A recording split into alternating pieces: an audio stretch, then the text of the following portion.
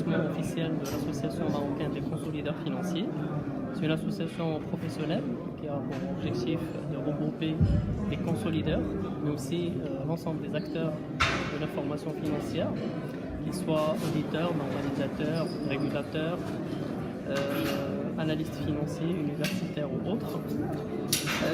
L'objectif justement de cette association, entre autres parmi les objectifs, c'est de promouvoir le métier de consolideur. Un métier jusque-là, on peut dire qu'il est méconnu, non pas uniquement au Maroc, mais aussi ailleurs. Alors le consolideur, ça consiste en quoi exactement? C'est une spécialité assez, je dirais, assez minutieuse, assez pointue, et donc les profils aussi sont assez rares sur le marché du travail. Alors la consolidation, c'est une technique qui permet le passage des comptes individuels de plusieurs sociétés qui forment ce qu'on appelle un groupe. Il y a forcément une maison mère et une ou des filiales. Et justement, chaque société de ce groupe, ils produisent ce qu'on appelle des comptes individuels. Mais après, justement, la technique de consolidation, c'est la technique grâce à laquelle on va permettre de produire des comptes consolidés de tout le groupe. Ça veut dire un seul bilan, un seul CPC, des annexes consolidées, etc. Ce qui va permettre justement de refléter la vraie situation économique et financière de l'ensemble du groupe, comme s'il s'agit d'une seule unité économique et d'une seule entité entre guillemets. Donc ça, c'est par rapport à la technique de consolidation, et le consolideur, bien sûr, c'est celui qui l'exécute et qui la met en place dans les groupes. Par rapport aux enjeux liés à la création de l'association, on savait très bien dès le départ que le métier de consolideur n'avait pas d'organisme qui le représentait. Il n'y avait aucun organisme, aucun regroupement des professionnels de la consolidation. Et l'idée, justement, c'est de créer cette plateforme d'échange active et dynamique qui va permettre justement de partager les expériences, les bonnes pratiques, mais aussi les mauvaises pratiques entre les consolideurs. Les objectifs de notre association se résument en fait de promouvoir le métier, parce que comme j'ai dit, c'est un métier méconnu, et donc il convient justement de le faire connaître, de le valoriser. Également structurer le métier à travers les bonnes pratiques qui sont partagées à l'intérieur de l'association, parce qu'il faut tirer profit des bonnes pratiques appliquées chez les autres groupes, etc.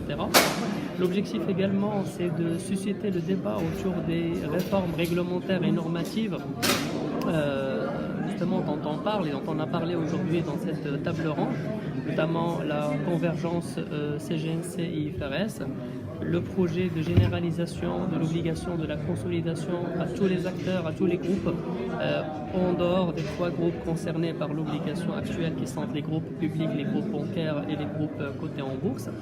Donc en fait l'objectif, c'est de contribuer à ces débats-là et c'est d'accélérer un petit peu, de contribuer justement à l'accélération de ces réformes en apportant notre avis en tant qu'experts dans le domaine. Après, les difficultés, les obstacles qui sont rencontrés pratiquement par le consolideur et à qui, en fait, et auquel l'association va essayer d'apporter un plus, c'est justement le partage de la bonne information en matière des évolutions technologiques, des évolutions informatiques et aussi des évolutions normatives, parce qu'on vit dans un contexte qui est marqué vraiment par beaucoup de changements dans les normes avec lesquelles on travaille, notamment la plupart des groupes maintenant ils travaillent avec les normes internationales et ces normes internationales ils bougent beaucoup.